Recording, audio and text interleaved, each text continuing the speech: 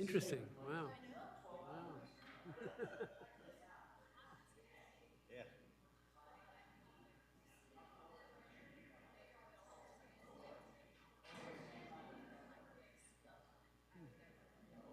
Wow. Oh, well. Oh,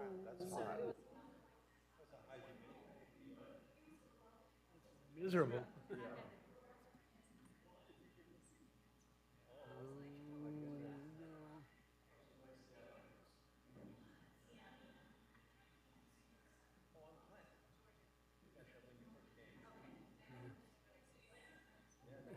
They move us around a lot. So I sat there for the, like, I usually sit on the other side of him, and I don't know what's happening. yeah, they're kind of keep us off guard. Doesn't matter.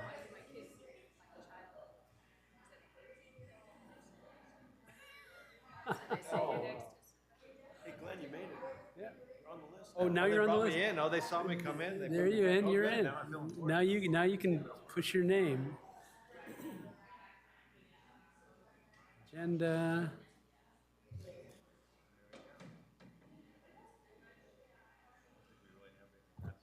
No.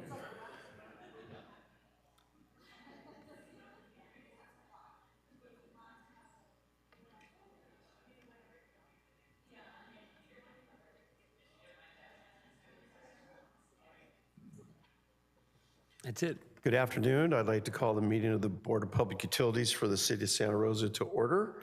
If we may have a roll call, please. Board Member Wright. Here. Board Member Meisler. Here. Board Member DeWitt. Absent. Board Member Badenfort. Here. Vice Chair Arnone. Here. Chair Galvin. Here. Let the record reflect all members are present with the exception of Board Member DeWitt. Thank you. Any statements of abstention by board members? Very good. We have no study session. We have the minutes for the July 16th meeting. At this time, we will take any public comments on those meetings or any comments from the board. See no one rise. The minutes will be approved and entered. We have a couple of staff briefings. Director Burke, 6.1. Thank you, Chair Galvin and members of the board. Our first staff briefing is our Community Water Academy, and Jennifer Nesbitt, our Research and Program Coordinator, will be presenting. Good afternoon, Ms. Nesbitt.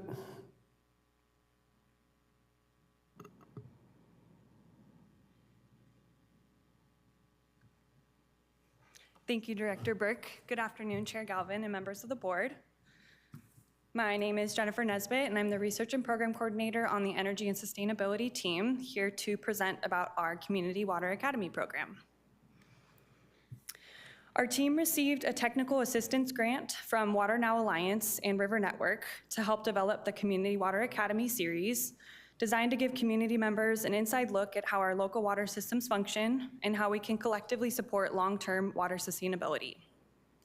For this pilot session this summer, we collaborated with Latino service providers to engage graduates of their Youth Promotores program, ages 16 to 25, in this hands-on learning space and highlight pathways to water careers. Our objectives with this pilot group were to learn from the youth that participated to build future academy opportunities, inspire long-term education and workforce interest, empower participants to be community leaders, and to build trust and connections with our community. Santa Rosa water professionals led our group through hands-on activities and learning experiences on each of these topics in this 6-session series that will conclude on August 17th. We learned together about some of our local water supply and infrastructure, the wastewater out at the Laguna Treatment Plant, stormwater and creeks teams, and some of the regulation policies and sustainability. And today we would like to congratulate our Summer Pilot 2026 participants of the Community Water Academy for completing this program. So I'd like to say congratulations to our 10 participants: Ellie Cordero, Yesenia Carmona Brito, Melanie Torres, Elisa Quintero, Jocelyn Villanueva, Evelyn Cerda, Daphne Perez Ruiz, Leilani Cortez, Teresa Perez, and Jose Rosales.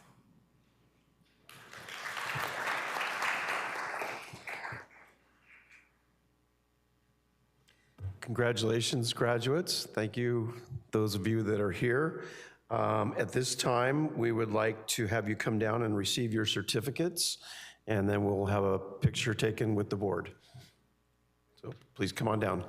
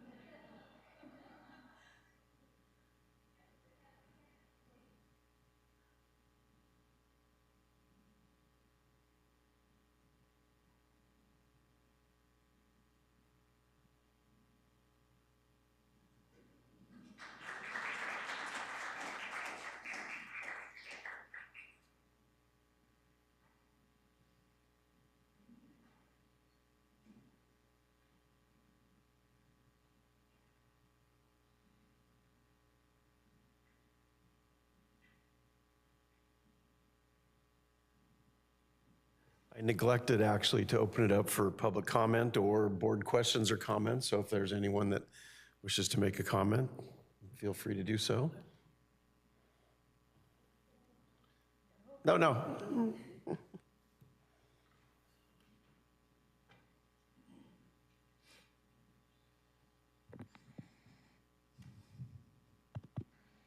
Is this on? Okay. Hi. Good afternoon, board. My name is Stephanie Magnetti. I'm the executive director of Latino Service Providers. We had one of our young people, one of our graduates, Teresa. Can you wave your hand, Teresa?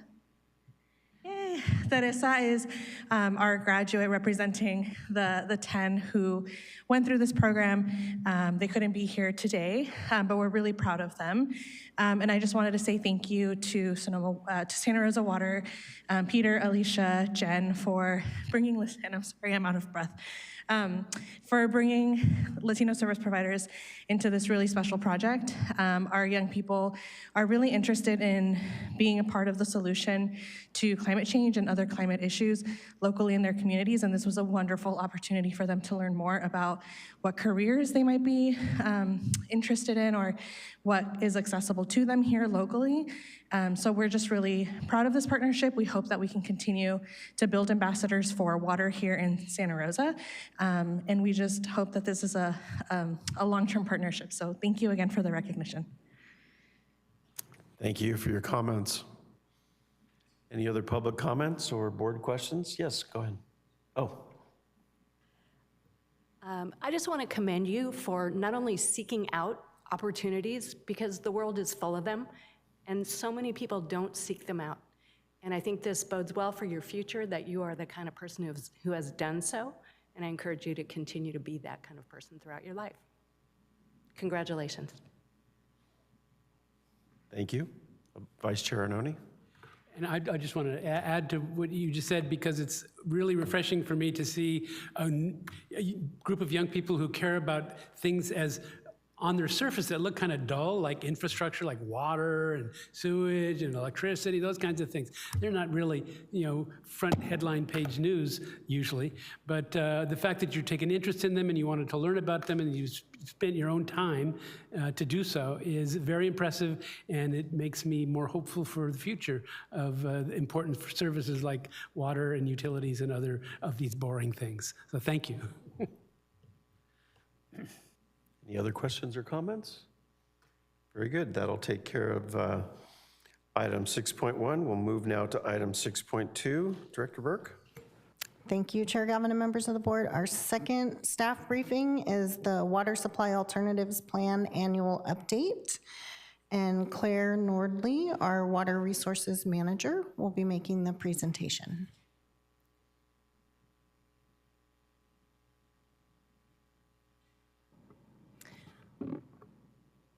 All right. Good afternoon, Chair Galvin and members of the board. I'm going to be talking about the implementation of the Water Supply Alternatives Plan. You may all remember this plan was adopted in 2023, and basically the goal was to understand and enhance Santa Rosa's water supply reliability, specifically related to drought, other kinds of emergencies, and mitigating peak day demand. There was quite a lot of community involvement through the development of this plan. We had an internal water department team, quite a large stakeholder group. You can see the 19 organizations that are listed here, as well as public input from the community through various different webinars that were hosted. So there was a lot of community input into this plan and how it was developed. Through that input, there were numerous water supply options that were investigated, ranging anywhere from options discussing groundwater, water use efficiency, stormwater, et cetera. Those supply options were ultimately narrowed down to a list of about 8. And through input from the board and from the city council, portfolio 4, which is considered the most adaptive, was the portfolio that was chosen to be investigated by the water department. So I'm just providing this background because it has been 3 years since the plan was adopted. So this hopefully will ring some bells for you all. But today we're going to talk about what we've done since the plan was adopted and go through each one of those various different supply options that were evaluated and chosen into Portfolio 4. So one of the options was to add extraction wells, groundwater wells. Right now, we are working on a request for proposals to conduct a study to understand where potential production wells could be sited. As you all know, throughout the decades, Santa Rosa has investigated many different areas of interest to install production wells. And so we want to narrow down that list of areas of interest. So we hope to be able to release that request for proposal in the next month or so. We also have a consultant and a contract already in place to perform the CEQA analysis for those various different sites of interest. And that work will begin once we have the list of well sites from the previous bullet.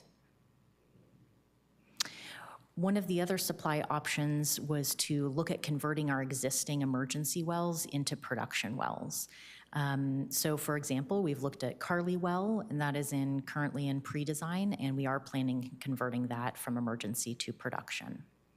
Peter Springs Well is also in pre-design, and we've decided to use that well only for irrigation. That well is literally almost right next to Carly Well, and so there's no need for both of them to be operational into production. So that well will be used for the irrigation of Peter Springs Park. We also have Leet Well. That well is offline and has been offline for a while, and we are currently, we have a contract with a consultant now to study the feasibility of converting that to production, where that water might go, for example. We're also in construction already for a place to play well, and that one is in construction currently for an emergency use only.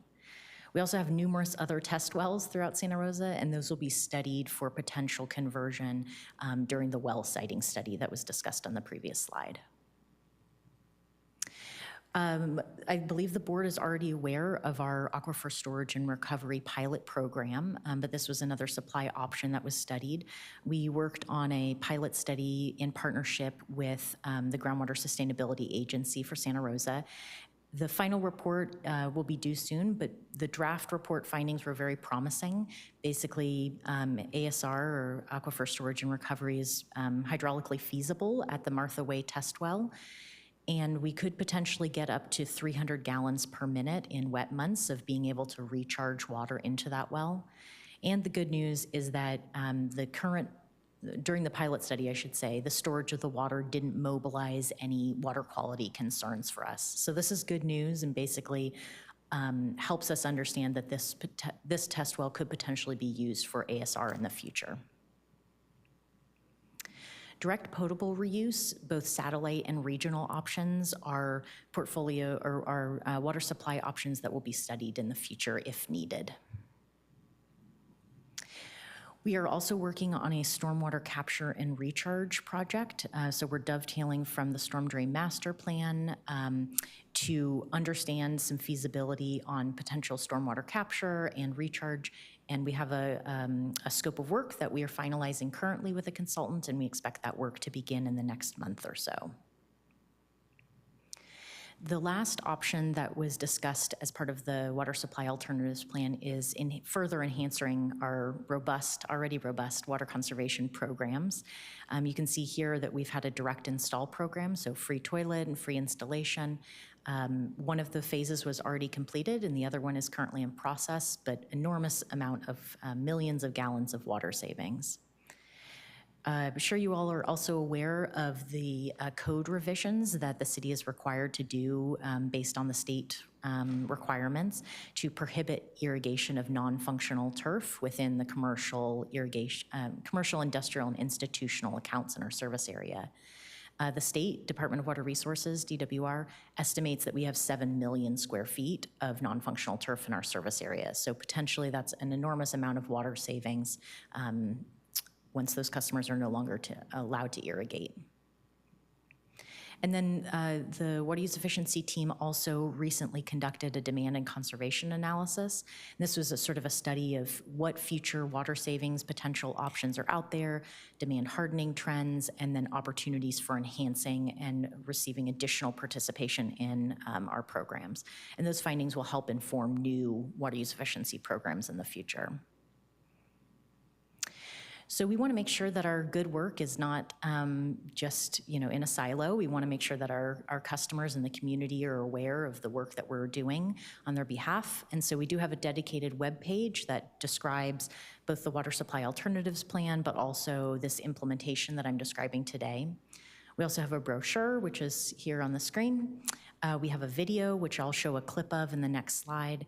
And then I do plan on coming back annually to this board to describe what we've been doing so far and what the implementation is like. So with that, I will attempt the video. All right, it's not showing up on there.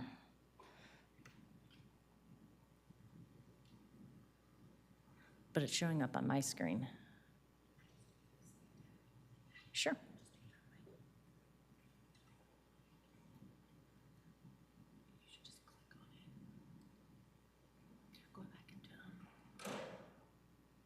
Hi, I'm Claire Nordley, Senior Water Resources Planner for Santa Rosa Water. Today I want to share how Santa Rosa Water is planning a reliable water future for you and the rest of our community. In Santa Rosa, over 90% of our community's drinking water is sourced from the Russian River. The rest is pumped from groundwater wells located here in Santa Rosa. During normal to dry years, we have plenty of water, but extreme droughts and natural or human-made disasters could potentially put our water system at risk. That's why it's so important that our community take proactive steps to secure our water future. Nothing stranger than watching yourself on video, but there I am. All right, let's see if I can get out of here. Okay, and with that, I'm happy to answer any questions. Thank you very much. Any board member questions or comments? Vice Chair Arnone? Just a quick comment. I appreciate these periodic updates on the status of this plan because my biggest fear when we adopted this plan was that it would just sit on a shelf and be forgotten. So seeing it's a living document and that it's continuing to guide what we're doing is good to see. So please continue giving us these updates. Thank you. Thank you. Agreed. Anyone else? Sure. So I'm curious, I know you have the turf replacement program to reduce water use, but I'm curious if you have that same kind of individual parcel level incentive thinking with respect to groundwater or stormwater capture. I know the water use efficiency team has a rainwater harvesting rebate, so in some ways that's sort of stormwater capture. There isn't a stormwater related rebate other than the rainwater harvesting rebate.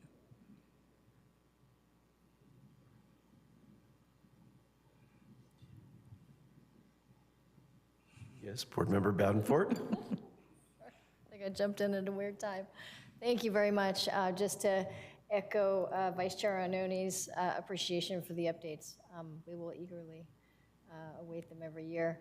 I just wanted to comment on the strength of the stakeholder engagement. I really appreciate the list, but also just the really intentional inclusion. It will look like a really robust and a diverse group of voices. And so often I think with public engagement, what can happen is we can kind of miss really critical sectors and voices. But that list really spanned users, a broad range of users, but also experts, public official, public engagement, public entities, and also the business community and regulators. So I just want to thank you for being really intentional about that.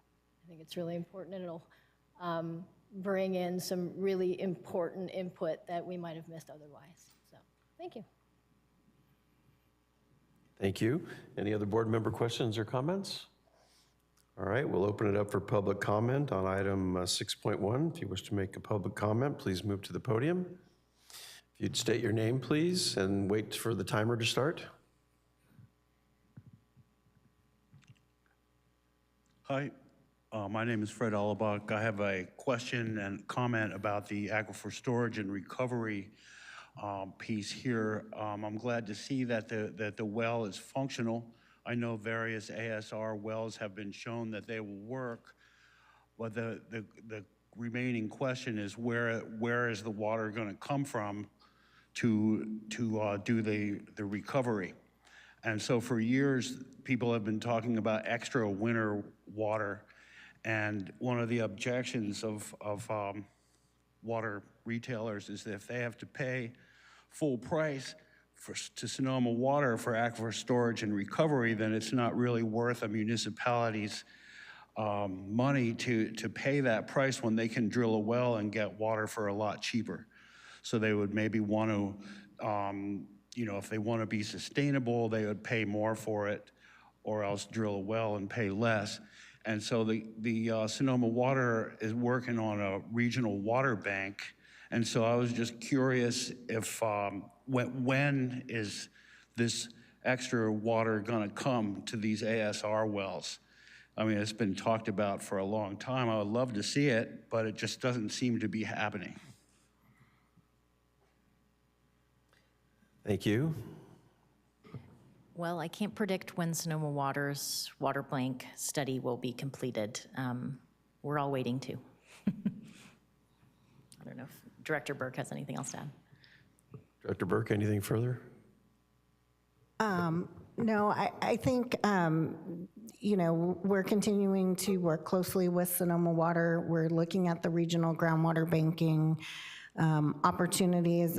It is a good point. We need to figure out what those relationships are going to be in terms of how we look at aquifer storage and recovery. Is it through Sonoma Water itself? Is it individual with the retailers? So there's a lot of moving parts that we still need to figure out.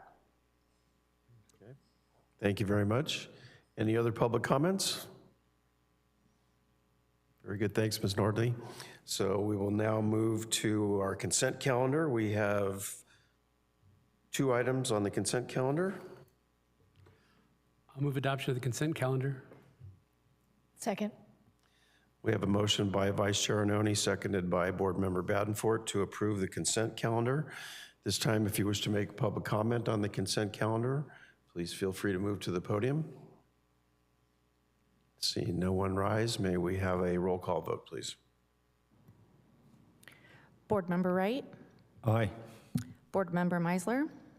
Aye. Board Member DeWitt absent. Board Member Badenfort? Aye.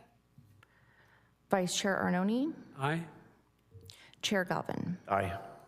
Let the record reflect the consent calendar has passed unanimously with Board Member DeWitt absent. Thank you. We'll now move to our report items. Item 8.1. Director Burke. Thank you, Chair Galvin and members of the board. Our first report item is approval of a professional service agreement with the Catalyst Group. And Sean McNeil, our Deputy Director of Environmental Services, will be presenting. Thank you, Jennifer Burke, Director Burke, and good afternoon, Chair Galvin, members of the board. I'm excited to talk about this today. I do want to give a little bit of a, hold on, let me find it. There. I'm going to talk a little bit about regulations in this presentation, and to some of you, this might be old, and some of you, this might be brand new. So I'm going to try to hit it in a way that everyone can understand and not get bored, but I may not make it, but I'm open to your feedback. So we'll talk about We're rooting for you, Sean. Thank you. That's going to help. So we'll talk a little bit about the background on the regulations, talk about the Laguna TMDL process. I'll talk what that is, and then I'll talk about the contract before you today, which is with the Catalyst Group and the scope. So just to kind of go back into history, 2006 was the first time that the city received a no net load requirement on our final effluent from our wastewater treatment plant. And what that means is that when we treat the water, there's some levels of nutrients still left in that water, and we have permits that allow us to discharge that water into our local waterways following a lot of rules. And one of those rules is a seasonal discharge, as well as, in this case, that it couldn't have any phosphorus in it or nitrogen, according to that permit. Well, it's impossible for the city, or infeasible for the city, to pull all the nutrients out of that water. So we worked with the regional board, and they gave us some time to come into compliance with this requirement, and developed a program called the Nutrient Offset Program. While we weren't able to take all those nutrients out of the water, we were allowed to go out into the area and find ways to remove phosphorus and nitrogen from the watershed at equivalent to what we would be putting in. So we would arrive at what's called a no net load. So there's no additional nutrients coming into that waterway. So that was approved in 2008. 2009, we were given some time to come into compliance. The city started implementing nutrient offset projects.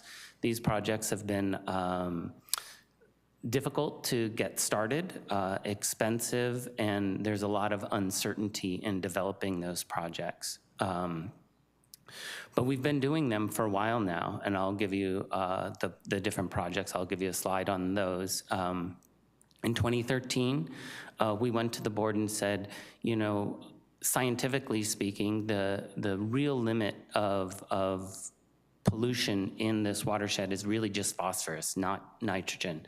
And so nitrogen was removed in our 2013 permit, and so we've only had to account for phosphorus since then.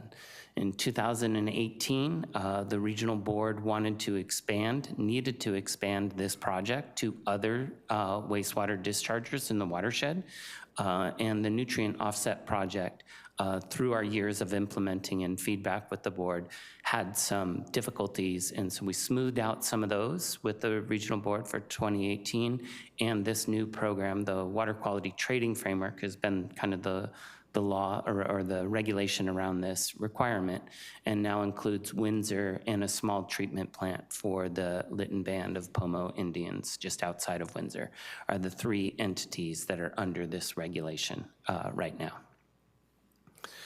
The city's compliance strategy of meeting this is first to maximize our reuse and minimize our discharges into the water. That's a clear way to reduce the amount of phosphorus we're putting in. And then also recognizing that weather doesn't allow us to reuse all of the water. Sometimes we get more water than we can handle and we have to discharge. So we wanted to have some changes to our treatment process to reduce the amount of phosphorus in that treatment and that water. So the concentration of phosphorus in the water came down. So we've done that. And then we would go and offset discharges via phosphorus offset projects.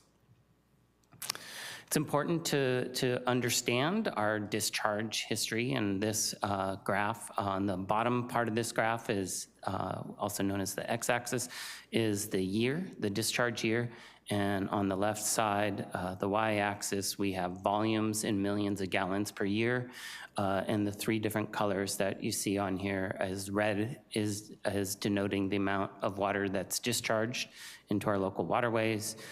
Green is the amount of irrigation, both agricultural and urban reuse. And then blue is the amount that goes to the geysers. One of the things you can see here is right around 2004, that's when the geysers came online. And you can see our discharge went from 3.5 to 4 billion gallons of water a year to less than 1 billion gallons, and many years, no discharge at all. So we are doing a great job in beneficially reusing most of this water. And occasionally, you see in the other years, when there's too much water coming in at us in the winter time and we can't get it up to the geysers fast enough due to limitations with the geysers pipeline size, we end up having to discharge. And that's all within our permit guidelines, but this is how we've been meeting this. I do want to highlight that we did not discharge last year, but this water year is not complete yet, so I don't have all the recycled water use data. So it looks like I'm a year behind, but we're just still in the 25-26 water year.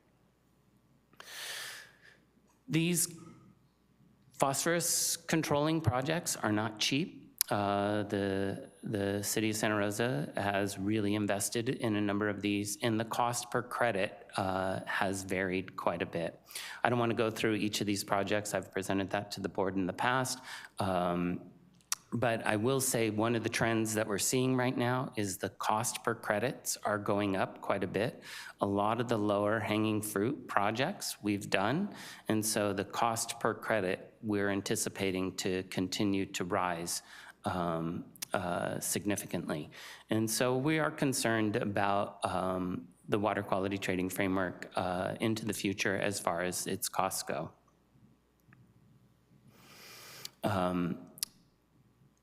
On another line, the regional board in 2023 put out their triennial review of the water quality control plan. And one of the items, so this is a plan that they put together, it says over the next 3 years, these are the things that we're gonna be working on throughout their jurisdictional area. One of those items was working on the TMDL for the Laguna, and I'll talk a little bit more about the TMDL, but it's basically new regulations for the Laguna. And some of the concerns that showed up in that report are that nutrients in the Laguna are too high, the temperature's too high, there's an increasing amount of sediment in the waterway, and all those together are impacting the dissolved oxygen. Dissolved oxygen is extremely important for aquatic organisms because that's actually how they breathe. And many times of the year, the Laguna has absolutely no dissolved oxygen in it through large stretches of the creek. So it's just not a healthy habitat for aquatic species. And so the plan is to look at that. We're currently only regulated under phosphorus for those and those pollutants that I put up there. And so part of the process is that they have a couple of options to develop a regulatory program to address this. One is to use the TMDL action plan, and I'll go through that in more detail, advanced restoration plan, and an action plan. Under a TMDL, total, which stands for total maximum daily load, which oftentimes is still confusing to the lay person, but it basically says that an environment has a certain amount of pollutants that it can handle and continue to function. And if the pollutants get above that level, that environment, in this case a waterway, is considered impaired. And we've identified, or it's been identified, that the Laguna is impaired for the constituents that I talked about, plus mercury, and that the total maximum daily load, or the TMDL, would then say, look at all the sources of those pollutants, identify those, identify all the discharges of those pollutants, identify what they think the system could handle and still maintain the beneficial uses of that water, and then provide waste load allocations, which means you, Industry A, can put this much of that in there. Anything above that would be not permitted. Well, we already know what the phosphorus levels are, would be no additional phosphorus. So we also anticipate and have reviewed a number of the reports, there's no additional nitrogen that could be added into the waterway either. So we could see these regulations under a TMDL requiring the city to have enter into this water quality trading framework, these other pollutants as well. What I'd like to do is kind of step you through some of what that might look like for not only the city of Santa Rosa in our stormwater program that could fall under this, under the TMDL process, but our other sister cities and the county that drains to the Laguna. So this is a table that's a hybrid from a report that the regional board published from their consultant Tetra Tech. And on the first column is the land cover type, and you see different kinds of land cover types. And then the next column is the median load of phosphorus coming off of that land cover type per year. And then the third column there is the number of acres in the watershed. That data is straight out of the report. The last column I put together, and that's if our current cost of treating phosphorus for the wastewater treatment plant were applied to all those land cover types, that would be the annual cost based on our current cost of credits. And I want to kind of highlight these three land cover types. It's not divided up into municipalities, so it doesn't say this is what Santa Rosa's part, this is what Rohnert Park's part, or Cotati. It's divided into these categories that combine us all. So residential with sewer, that's gonna be all of the cities. Residential without sewer, that's gonna be all the places that are on septic, would be in the Laguna, that would fall under this regulation. And then commercial would be a mix of both of those land cover types. And so it's broken out by that. And you can see, if you total this up, it's about a quarter of the total loading of phosphorus is coming from what would be our communities. And that would, if these prices came together, would be over $3,600,000 per year cost for all of our stormwater programs just to meet phosphorus compliance. And I also mentioned there's nitrogen, temperature, and sediment. Since we don't have a program for that, I can't estimate what the costs of controlling those pollutants would be, but we could assume it would be more than this. So there's some concern of just going forth with the TMDL process. It could put us at some jeopardy of being able to afford these regulations. So fortunately, there's other alternatives. And so one of those is an advanced restoration plan. This is an EPA program. It's focused on defining restoration goals in advance or potentially in lieu of developing a TMDL. It's really a near-term plan that has schedules and milestones. If you're meeting that schedule and milestones, that's how your compliance is measured. It doesn't have to be adopted into the basin plan, which makes it a little more nimble for the regional board to do, but they of course can adopt it into the basin plan should they want to. It does not necessarily impose waste load allocations, but it's not blind to the relative contribution of pollutants by each of the entities as far as developing their responsibilities under this. It's designed to be more immediately beneficial to restore the water quality objectives, in that we're no longer saying you have to do this pollutant, that pollutant, and this pollutant. You can start looking at the system as a whole, develop restoration ideas and goals to tackle the real issue that might also have these multi-benefits of better recreational activities, but it just is a lot easier to implement. And as of April 2025, it hasn't been updated on the federal EPA website. The US EPA has approved 115 advanced restoration plans in 28 different states. And most of these advanced restoration plans are really to address nutrients and or pathogens. And so we think it could be an appropriate tool for this. But of course, in any kind of program like this, the details will matter and how they would affect our operations in our community. A hybrid between the TMDL process and the Advanced Restoration Plan is kind of a program called an action plan, and this is just basically a program that's just created for the situation. Action plans exist across the state. Not any one of them are exactly alike another, so they're very adopted specifically to that water body.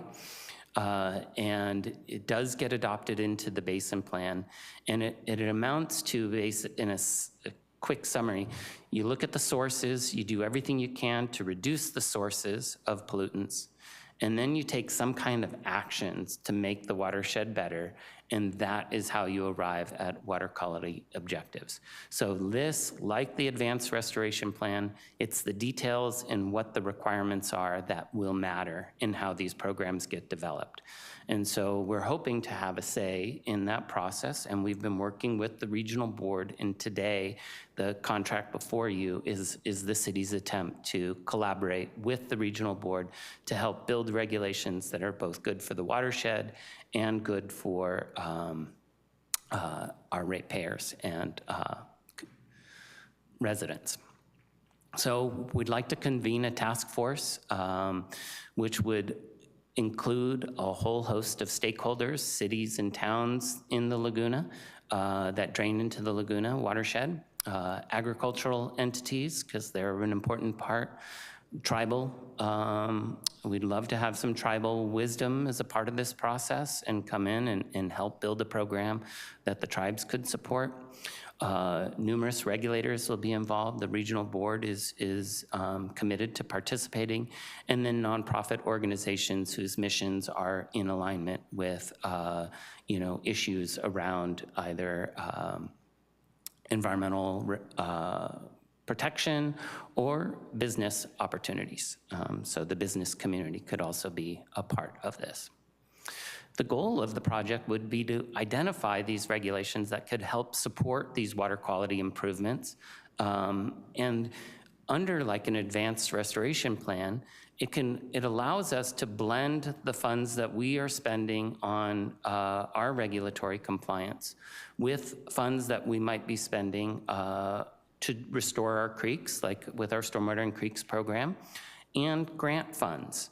So under an advanced restoration plan, it's different than other kinds of regulations. These are allowed to receive grant funds into that mix.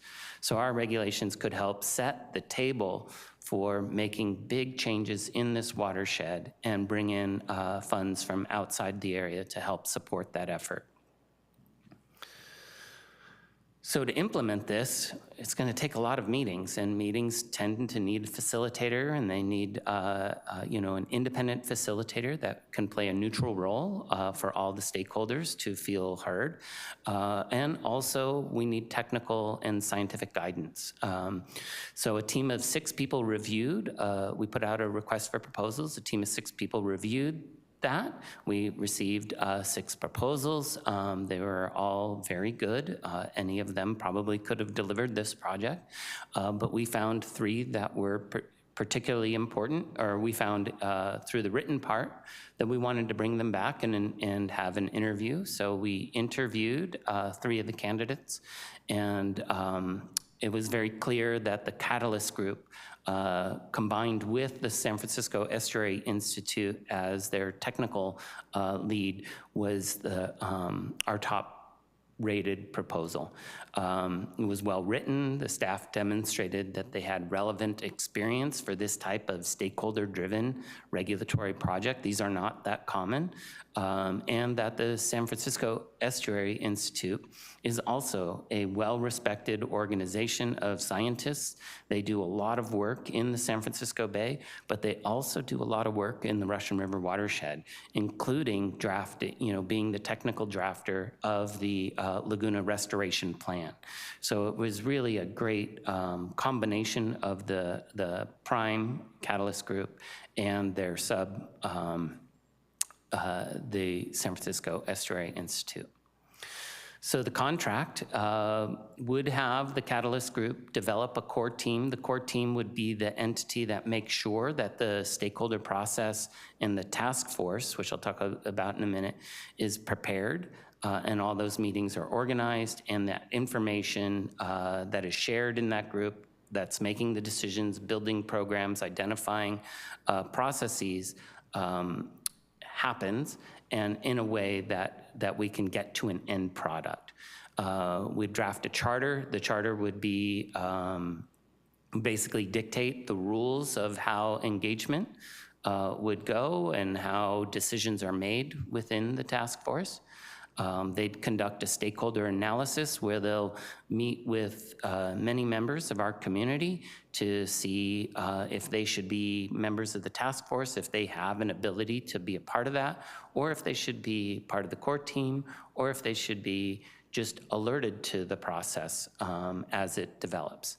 And then they would also provide scientific guidance to the task force, while the city and the regional board would also provide some of that. It's nice to have somebody like the San Francisco Estuary Institute that has lots of scientists that can come and speak about the various science that would benefit this type of a program. The scope and timeline in this contract and for the project, because some of this is beyond the contract, is the group would form a core team that would be their facilitator, key stakeholders, including the City of Santa Rosa, Laguna Foundation, Regional Water Board, and tribes. We'd have a task force that would have about 13 meetings spanning about a year to a year and a half. And we'd, not part of this scope, but we're hoping that this would inform the regional board to modify permits in the future, to adopt some of the principles and practices that we adopt in that are developed through this process, and then we'd implement new work plans, and that would drive our regulations into the future. So the recommendation is, it's recommended by Santa Rosa Water that the Board of Public Utilities, by motion, approve the professional services agreement with the Catalyst Group to provide facilitation and water quality science services to support changes to water quality regulations in the Laguna de Santa Rosa. Contract amount is not to exceed $441,979. And I know that was a lot, and I'm here if there's any questions. Thank you, Deputy Director McNeil. I'll open it up for any board member questions or comments. Vice Chair Arnone. Thank you. Let me start by saying you covered a lot of ground there. I mean, this is a very specific proposal to approve a contract, but what goes behind that, it covers a lot of years and a lot of different issues, and thank you for covering that so well and bringing us to the point where we can make an intelligent decision on this. And by the way, I think I agree with this recommendation, and I'm going to vote in favor of it. But what I wanted to address was how we got here in the first place, and why I think we need something like this to move us to the next phase. Because as my understanding is that we are in the only basin in the state of California which has to deal with a zero net loading requirement for phosphorus, and that no one else in the state has ever been required to do that, even though many other providers discharge phosphorus into the environment. So back when this was initially imposed on Santa Rosa, I think we started having to deal with it, and I think over the years we have made incremental progress in making it a better process and in making it fairer and more achievable, and this proposal seems to be consistent with that trend, and it seems to me that we're at a breaking point now where we can perhaps move from this TMDL focus to a basin-specific plan. And a task group like this seems well suited to accomplish that. So I'm in favor of it, but I just want to keep the eye on the fact that this is necessary for us to get on a more even playing field with the rest of the state, frankly. So, thank Agreed. you. Other board member questions or comments? Board member Wright? I'm just going to generally comment that I actually have a background in this subject matter, and the thing is totally confusing to me, even though 10 or 15 years have gone by since I had to deal with it. So the way I'm seeing this now is our approach is going to go to a source control approach as opposed to a numeric trading game. Is that the end game? Is that, or one possibility of the end game? Yes. I mean, of course, source control is usually going to, at some level is cost effective, right? And just, just like we do with our water supply, right? We want to be efficient with the water that we're using, before we extract it from the environment. So I think reducing the amount of pollution as cost effectively as we can with programs and things like that would be in the city's best interest no matter what. Because it's easier to, as I would tell my children, it's easier to clean up the mess you didn't make. It didn't help, but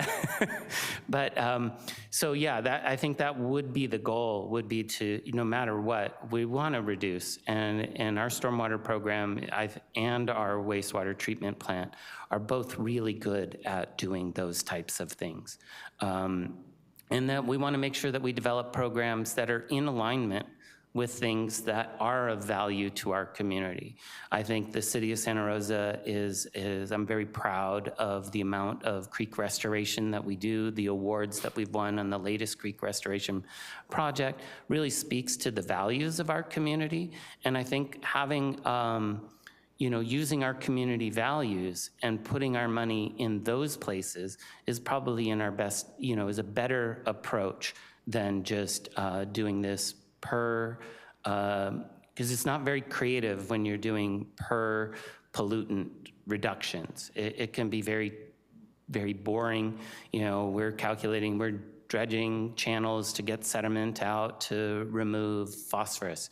Here we could think, and we're only doing it where we can get the permits, where we can get the authorities.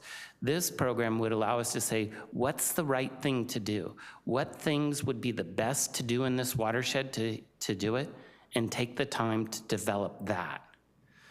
So we could be very strategic in how we implement and roll out this type of program compared to right now. It's like we're just in an accounting piece. What's the cheapest way to get the most amount out of the watershed? And here it's what I'm calling a point positive.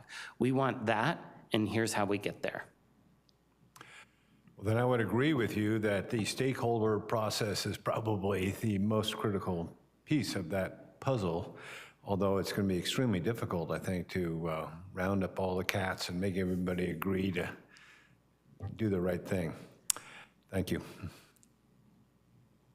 Other board member questions or comments? All right, at this time, I will entertain a motion.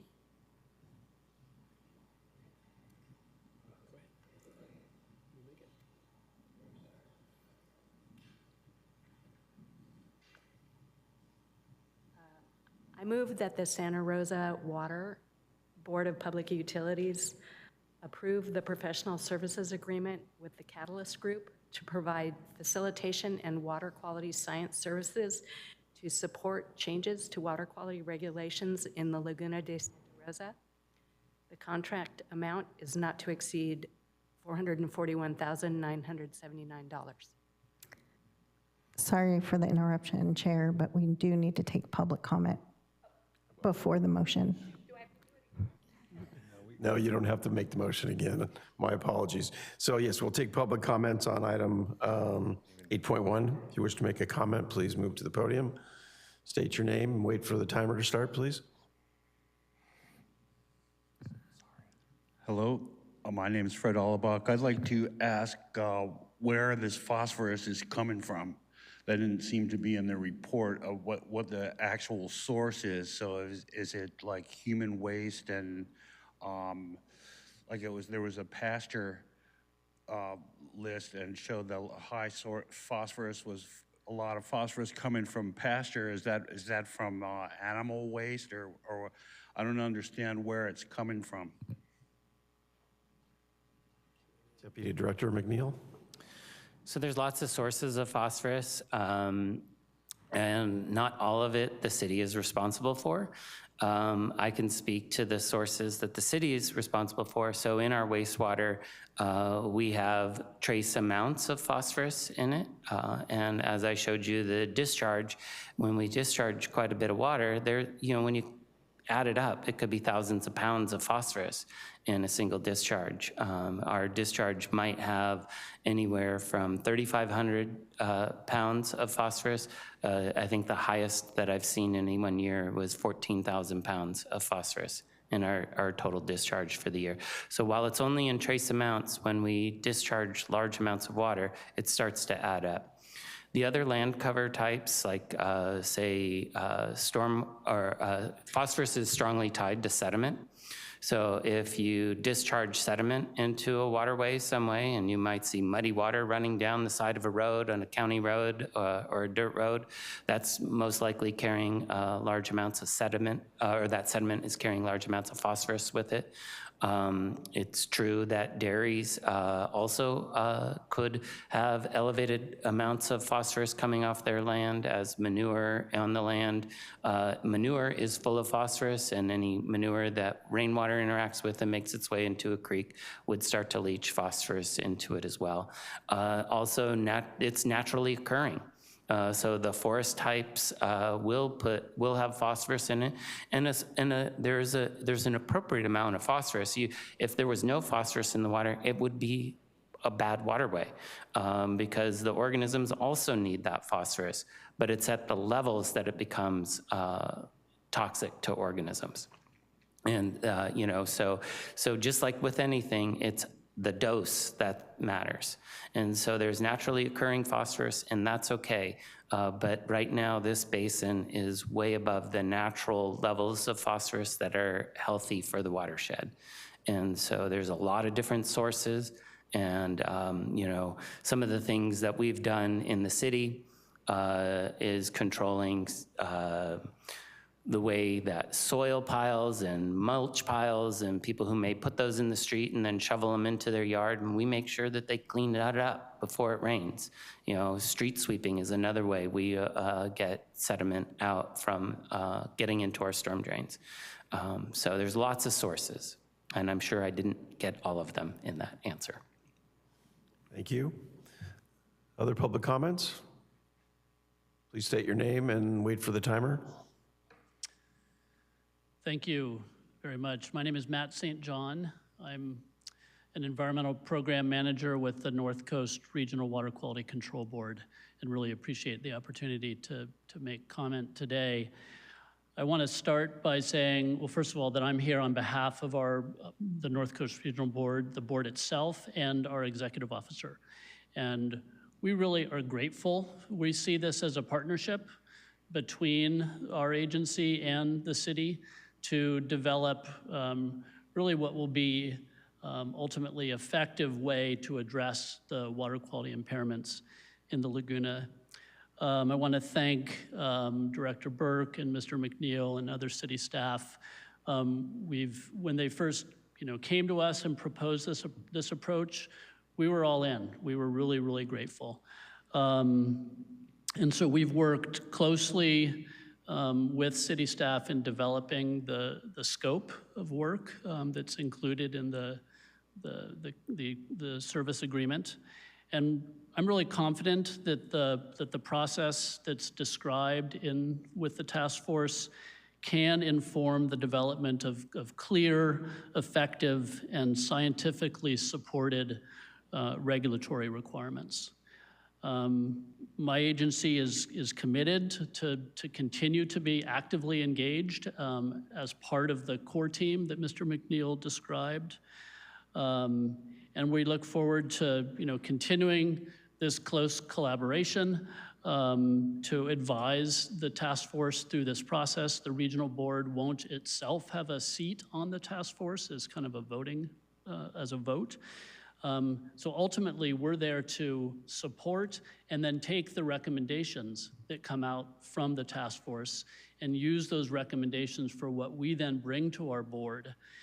And I'm really confident that the future regulations that are developed to improve the water quality of the Laguna watershed, whether those regulations are that more standard TMDL approach, or the more, frankly, more flexible approach of the advanced restoration plan or an action plan that's adopted into our basin plan. All of those three options, regardless of which we take, I believe will be more effective at the end of the day through the process and the recommendations that'll come out of the task force.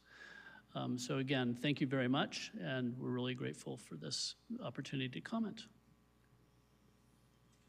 Thank you very much for your comments, and thank you for being here. I have to tell you that in my 23 years on this board, I don't know that anybody from the regional board has ever appeared in front of our board. So it's nice to have you here. I'm glad to be here. I'm really committed to the partnership. Thank you. Great, thank you. Any other board member questions or comments, or any public comments?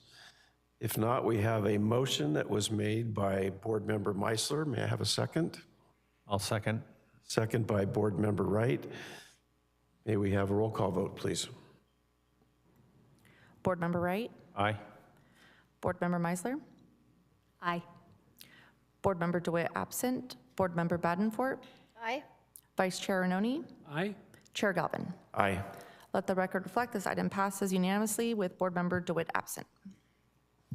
Thank you again, everyone.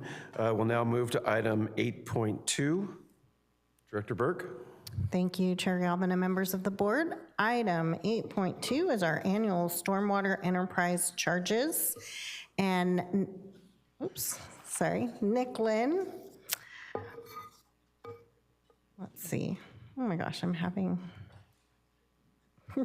Our research and program coordinator will be presenting. Sorry.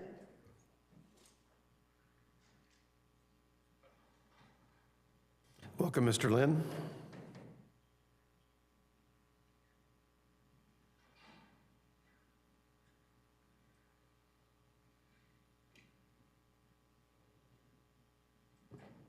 Thank you, Director Burke, and good afternoon, Chair Galvin and members of the board.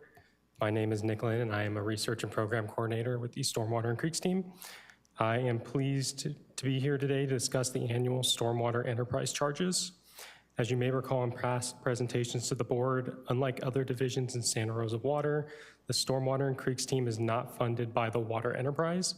We are funded primarily by the Stormwater Enterprise Fund, or what is sometimes referred to as the Stormwater Assessment. Because of the upcoming annual City Council public hearing on the collection of stormwater assessment fees, I am here today to give a brief reminder of how the Stormwater Enterprise was established, what activities it funds, how charges are calculated and collected. The enterprise was established by City Council in 1996 as a long-term funding source to comply with stormwater regulations. Specifically, the city is required under the Federal Clean Water Act to obtain and comply with a National Pollutant Discharge Elimination System permit, or NPDES permit, and waste discharge requirements for discharges from the Municipal Separate Storm Sewer Systems, or the MS4 permit. To meet these requirements, the council added Title 16 to City Code in 1996, which created a Stormwater Enterprise and Utility, or the Stormwater Enterprise, as an agency of the city. Doing this ensured a stable funding source to comply with permit requirements and gave the city resources to control and reduce flooding, property damage, erosion, and stormwater quality degradation in the city.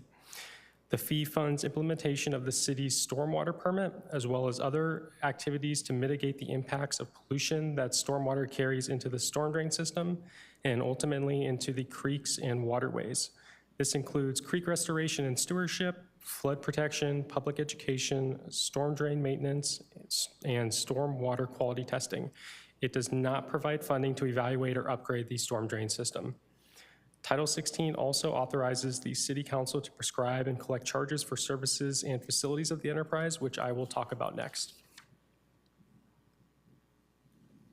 The stormwater enterprise charges are levied against each parcel of real property in the city and are charged annually. Fees are calculated using a formula outlined in Resolution 22880, adopted in 1996, and are based on the equivalent residential unit, or ERU. The ERU considers a parcel's size, amount of impervious surface, and its land use.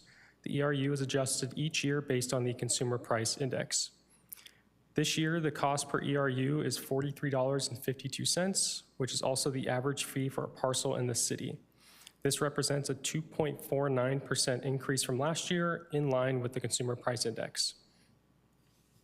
The ERU fee amount was adopted by City Council on June 16th as part of the city's budget process. Charges for each parcel in town are provided on the annual Stormwater Enterprise Charges reports, which is made available to the public online and in person at the city manager's office. For reference, the original charge in 1996 was $19, so the charge has gone up by approximately 82 cents per year since 1996, again in line with the Consumer Price Index. So how do we collect the fees? In order to simplify the payment process for property owners and minimize collection expenses, the charges are collected on the Sonoma County property tax roll on the city's behalf. As shown on the slide, the charges appear on parcel owners' property tax bills and is collected by the County of Sonoma on behalf of the city. The charges have been collected annually on the tax roll since they were established in 1996. Every year, Santa Rosa City Council holds a public hearing to 1, adopt the Stormwater Enterprise Charge Report that shows the amount of the fee for each parcel, 2, approves placing the charges on the county property tax roll for collection, and 3, allow the public the opportunity to protest the method of collecting the charges. They can't protest the fee amount since that was approved during the budget process in June, just how the fees are collected. Property owners may protest the placement of the stormwater enterprise charges on the Sonoma County property tax roll by either speaking at the public hearing or submitting a written protest. If the county finds that protest is made by a majority of parcel owners of properties in the report shall not be adopted and the charges shall be collected separately from the tax roll. The public hearing on the stormwater enterprise charge collection is scheduled for this month on August 18th at City Council. A notice for the public hearing was published in the Press Democrat on July 31st and will be published again on August 7th. Hard copy of the Stormwater Enterprise Charge Report is available at the City Manager's office and online. Therefore, it is recommended by the Water Department that the board, by motion, recommend that City Council move forward with a public hearing on August 18th, 2026 to adopt by 2/3 vote the Stormwater Enterprise Charge Report and approve placement of the stormwater enterprise charges on the Sonoma County property tax roll to be collected by the Sonoma County Auditor, Controller, Treasurer, Tax Collector at the same time and in the same manner as Sonoma County property taxes are collected, unless those charges do not meet the county minimum of $10 and/or parcel owner contact information is known to be incorrect. And with that, I'm happy to answer any questions you have.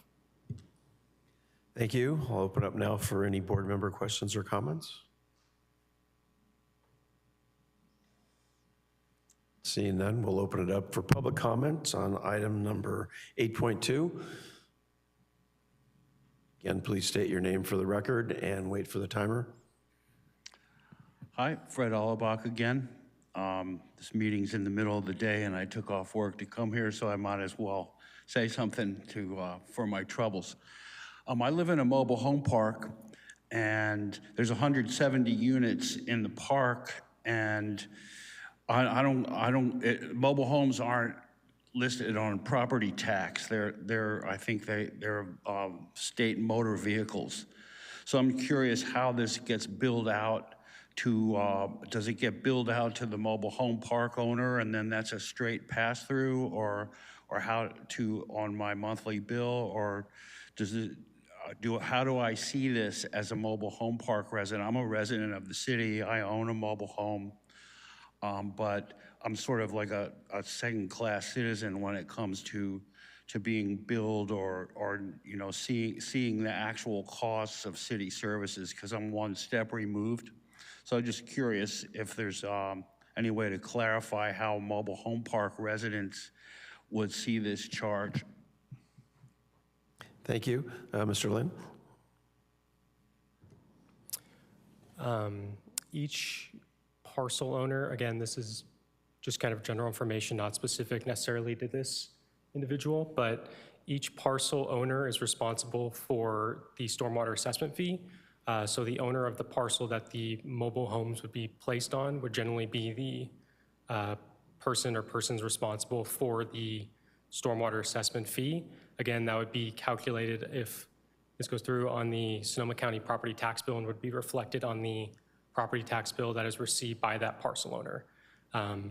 Again, for more individual cases, we can look at that specifically, but that's just the general case for each parcel. Thank you. So you should probably check with the owners of the mobile home park to determine what they're being billed and how they're passing it through to the residents. Okay. Any other public comments? If not, I'll entertain a motion. I'll move that the board, by motion, recommend that the city council, following a public hearing on August 18th, 2026, adopt by 2/3 vote the Stormwater Enterprise Charge Report and approve placement of the Stormwater Enterprise charges on the Sonoma County property tax roll for collection by Sonoma County Auditor, Controller, Treasurer, Tax Collector, at the same time and in the same manner as the Sonoma County property taxes are collected, unless those charges do not meet the county's minimum of $10 and/or parcel owner contract information is known to be incorrect. That's quite a recommendation. Second. We have a motion by Board Member Wright, seconded by Board Member Badenfort. May we please have a roll call vote? Board Member Wright? Aye. Board Member Meisler? Aye. Board Member DeWitt absent. Board Member Badenfort? Aye. Vice Chair Arnone? Aye. Chair Galvin? Aye. Let the record reflect this item passes unanimously with Board Member DeWitt absent. Thank you. We'll move now to item number 9, which is public comments on non-agenda matters. If you wish to make a comment on a non-agenda matter, please move to the podium, state your name, and wait for the timer. Hi, Fred Allbach again. Did you miss me since my last comment? I had a question asked for a little help from the expertise in the room. I'm aware that the city is absorbing the neighborhood in Moreland residential area between the SMART tracks and Highway 101 and Bellevue and Todd Road. And that's the Robin Way and Eddy absorption of the onto city water because they have PFAS and nitrate too high readings. So that's happening. And so what I'd like to find out is in Moreland, I believe there are some other small public systems that are on well water. And it's really difficult to find out who they are. And I don't have a lot of extra time. I'm a house painter. I have, other things going on. It's very difficult to research that. So I was going to ask if there's any expertise in the room that could help me find out in that particular area what other small water systems are, and then because I can't find out if their water has any bad readings unless I know who they are. So you can't do the research. And Peter Martin helped me out on some of the leads there. And I'm also curious about some of the mobile home parks that are in the South Santa Rosa specific plan area. There's seven mobile home parks that have wells, but I wasn't able to see if those mobile home parks were also on city water. So I'd like to find out if the mobile home parks that have wells are also on city water, because I'm curious, what the readings on these people's water is, if I could research that, if they were in any way equivalent to the Robin Way or Eddy area, because I think it took them 9 years to get on city water after they first started to see the bad readings. And so just curious if anybody could help me out to find out those two questions of what small water systems are in that Moreland residential area between Smart and 101 and Bellevue and Robles. Sorry, I said Todd, but the residential is Robles. And also if the mobile home parks in the unincorporated area, but that is in the South Santa Rosa specific plan, if those are on city water or any type of municipal water, or if they're just on wells. Thank you. I'm sure between Director Burke and Deputy Director Martin, they can hopefully point you in the right direction. I will tell you that several of the mobile home parks that you're talking about in the south area are either in the process or have been converted to city water through a state program where we actually hook them up and then the state reimburses. So we're trying to clean up those as best we can. But as far as which ones have wells on them currently, I can't tell you, but hopefully Deputy Director Martin or Director Burke can point you in the right direction. Any other public comments? All right, we'll move now to, we have no referrals. We have no written communications. I don't believe we have any subcommittee reports. Do we have any board member reports? Nope. Director's report. Director Burke. Thank you, Chair Galvin and members of the board. I have two things to update you on. First, I want to just give you an update on where we are with our work to procure some more debt financing. So as the board may recall, as part of our last rate schedule that was adopted in 2025 for fiscal years 25 through 29-30, we had included the potential to issue debt of $35 million to fund our electrical infrastructure replacement project at the Laguna Treatment Plant.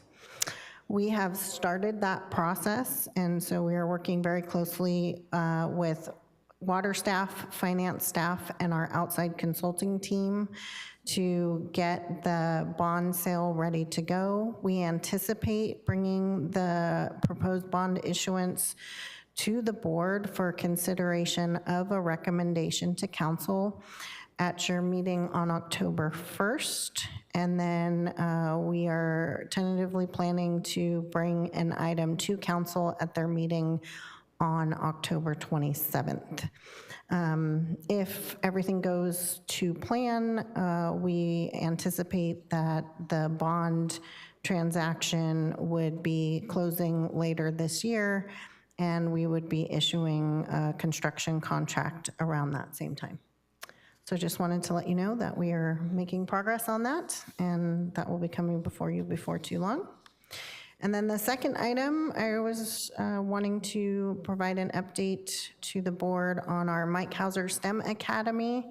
And we have a presentation that we plan to share. So every year, Santa Rosa Water has participated in the Mike Hauser STEM Academy. This year, we hosted 3 days of the academy at the end of June. So we had 8th grade students from partnering school districts attending sessions at both the Laguna Treatment Plant and the Utilities Field Office. Students were introduced to diverse work environments and were engaged in interactive hands-on learning guided by our city staff of technical experts. We are honored to participate in the Academy. It's always a great time every year, and we hope that it motivates students to pursue higher education and careers in the fields of STEM and in particular water. And just thought we'd share some of the pictures and some of the thank you notes that we received from the kids.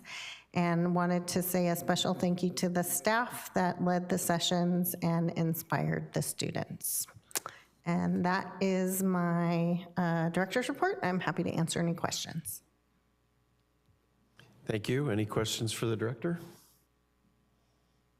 All right, we'll open it up for public comment on item number 14. If you wish to make a public comment, please move to the podium. See no one rise, that'll take care of item number 14. That concludes our agenda for this afternoon, so we are adjourned. We'll see you in the 2 weeks. We're adjourned.